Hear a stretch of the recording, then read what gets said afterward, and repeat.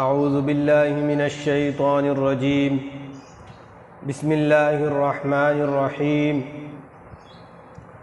وَلَقَدْ يَسَّرْنَا الْقُرْآنَ لِلذِّكْرِ فَهَلْ مِن مُدَّكِرٍ، اور ہم نے قرآن مجید کو سمجھنے کے لیے آسان کر دیا، ہے کوئی اس کو سمجھنے والا اور سوچنے والا۔ وَرَتِّلِ الْقُرْآنَ تَرْتِيلًا، اور قرآن مجید کو خوب ٹھہر ٹھہر کر بنا کر ترتیل کے ساتھ پڑھو۔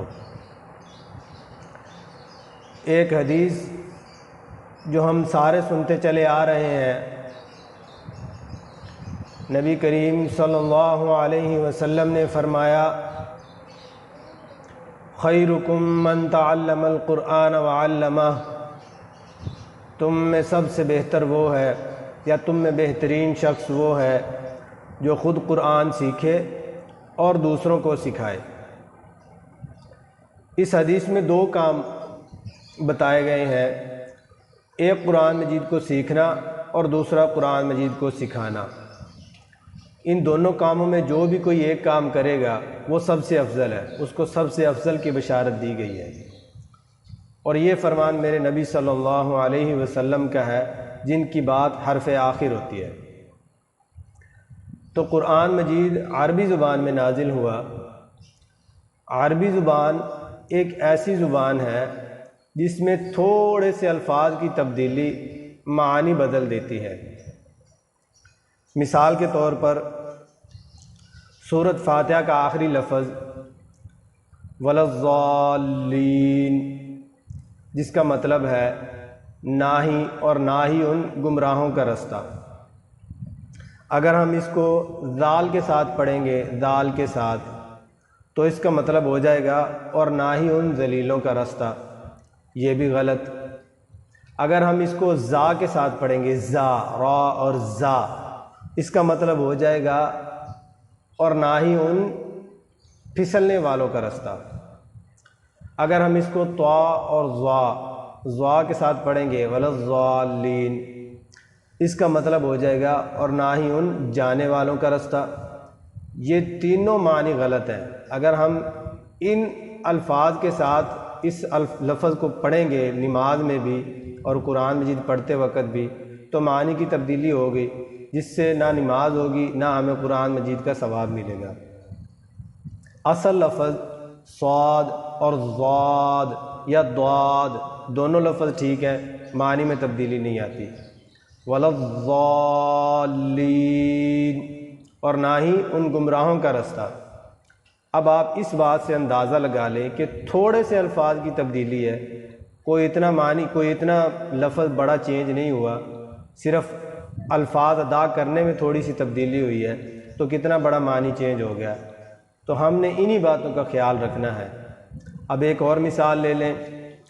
عربی میں قلب بڑے قاف، دو نقطوں والا قاف، جس کے معنی ہے دل، اگر ہم چھوٹے کاف کے ساتھ اس کو پڑھیں گے قلب، تو اس کے معنی ہے کتا۔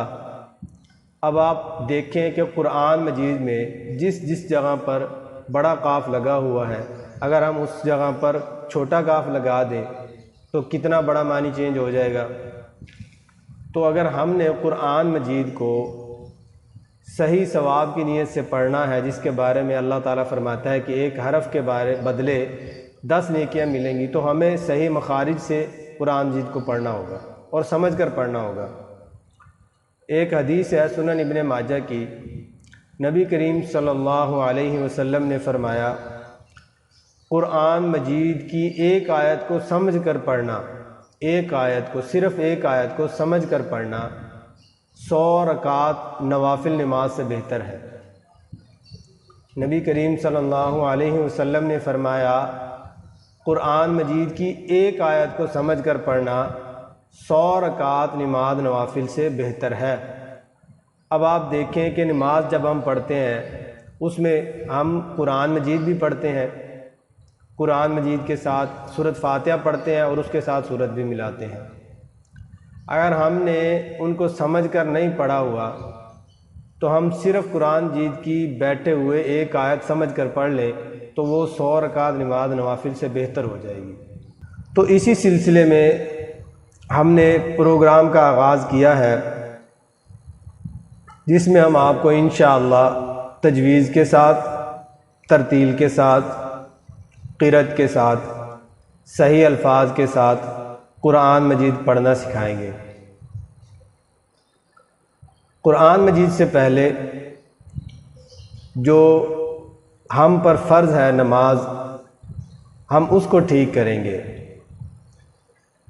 آپ اندازہ لگائیے کہ جس آدمی، آپ دیکھیں مسجدوں میں جا کر، جو آدمی 50 سال سے روزانہ 5 وقتہ نماز پڑھ رہا ہے، 100 میں سے 95% لوگوں کو نماز کا ترجمہ نہیں آتا۔ جو روزانہ 5 وقت نماز پڑھے، جو نہیں پڑھتے میں ان کی بات نہیں کر رہا، جو نماز روزانہ 5 وقتہ پڑھ رہے ہیں میں ان کی بات کر رہا ہوں، وہ بھی نماز کے سمجھنے سے فارغ ہے۔ کم سے کم ہمیں یہ علم ہونا چاہیے کہ جو ہماری سب سے افضل عبادت ہے نماز، اس میں جو ہم الفاظ پڑھ رہے ہیں وہ ہم ادائیگی میں بھی ہمیں ٹھیک طرح آنے چاہیے، ان کا معنی مطالب بھی ہمیں ٹھیک طرح آنا چاہیے۔ ہم نے بہت سے لوگوں سے سنا ہے زبر زیر پیش کی غلطی، الفاظ کی غلطی، یا کی جگہ کچھ پڑھ دیا، سین کی جگہ کچھ پڑھ دیا، الف کی جگہ الف نہیں پڑھا، زبر لگا دی، زبر کی جگہ الف لگا دیا، کھینچ دیا۔ تو یہ بہت بڑی غلطیاں ہیں جو ہم نظر انداز کر دیتے ہیں اور سیکھتے نہیں ہیں۔ جس طرح نماز بچپن میں سیکھی بس اسی طرح پڑھتے چلے آ رہے ہیں۔ تو آج کی ہماری پہلی ویڈیو ہمارے سبق نمبر اول کی ہوگی، سبق نمبر 1، جو نماز سے متعلق ہوگا، اور اس میں ہم آپ کو بالکل تھوڑا سا سبق دیں گے، بالکل تھوڑا سا، 1 لائن، صرف 1 لائن، جو آپ نے ہمیں یاد کر کے ترجمے کے ساتھ ہمارے واٹس ایپ نمبر پر ہمیں بھیجنی ہے۔ ہمارا واٹس ایپ نمبر 0308689239 پھر سے ریپیٹ کرتا ہوں، ہمارا واٹس ایپ نمبر 0308689239 تو چلتے ہیں ہمارے سبق نمبر 1 کی طرف۔ جب ہم نماز شروع کرتے ہیں تو ہم تکبیر تحریمہ کہنے کے بعد ثنا پڑھتے ہیں۔ ثنا: سبحانک اللہم وبحمدک وتبارک اسمک وتعالی جدک ولا الہ غیرک۔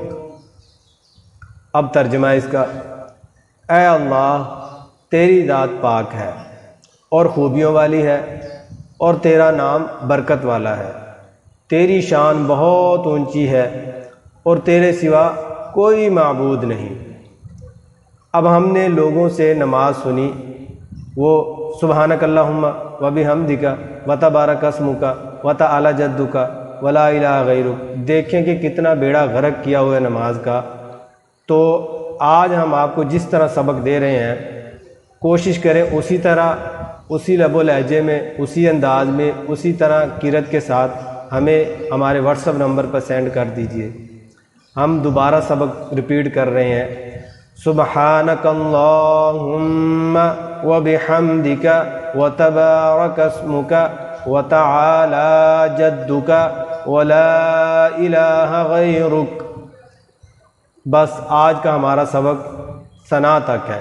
کل ہم انشاءاللہ قرآن مجید کی ایک سورت فاتحہ اور اس کے ساتھ کوئی سورت ملا کر اور نماز کا اگلا حصہ شروع کریں گے۔ وآخر دعوانا الحمدللہ رب العالمین۔